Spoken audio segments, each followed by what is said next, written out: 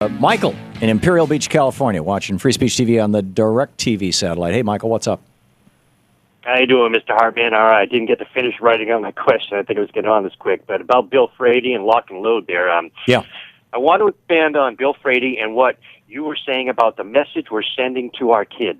Right. If teachers are strapping guns on their hips, there was a cartoon a little while ago, I believe it was called Recess, where every frame of this cartoon, when the kids were on the playground, it had a barbed wire in the background.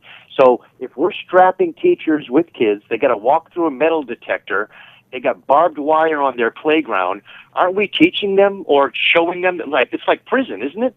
We're training them to live in an institution, in an armed institution. Correct. I mean, I didn't get to finish writing on my question, but yeah, I mean, it's just like if you go, you got to walk through a metal detector. Your teachers are carrying guns. You go outside for recess, and there's a barbed wire. Yeah. That's almost worse than a prison. That's a fascinating and very insightful comment, Michael.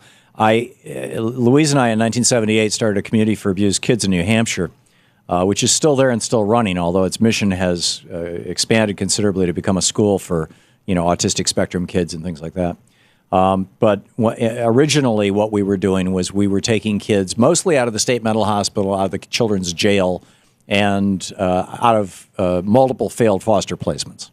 And there is a thing called institutionalization, or the institutionalization syndrome, where children have lived in institutions long enough that they no longer relate to people the way that you would relate to a normal family. Instead, they don't have the normal mother figure, father figure kind of relationships, and therefore they make lousy parents themselves because their parents have not been parents.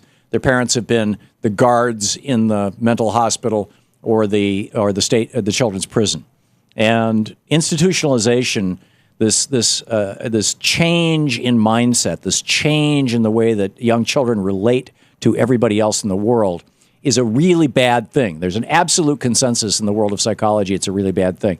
And when we started that program in 1978, we were revolutionary in that we had we built individual houses out on 130 acres of land on a 2,000-acre lake up in New Hampshire.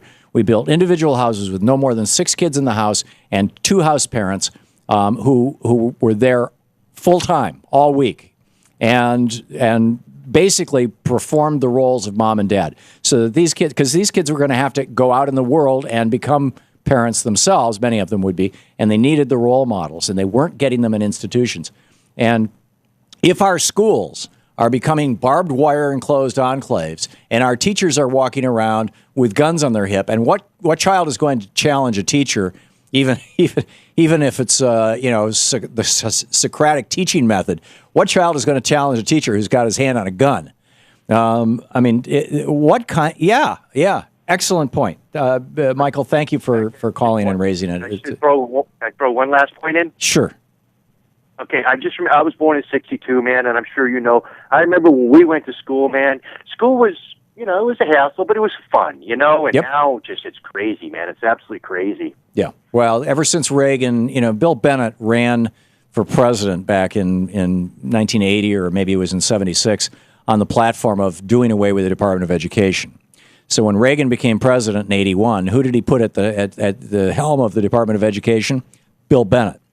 And ever since then, our schools have been suffering, and it's just a tragedy. And then of course, the Reagan reforms and the Clinton reforms made it possible for for-profit companies to get into the school business, and now you've got an all-out war on public schools, which is just a tragedy. Michael, thank you for the call.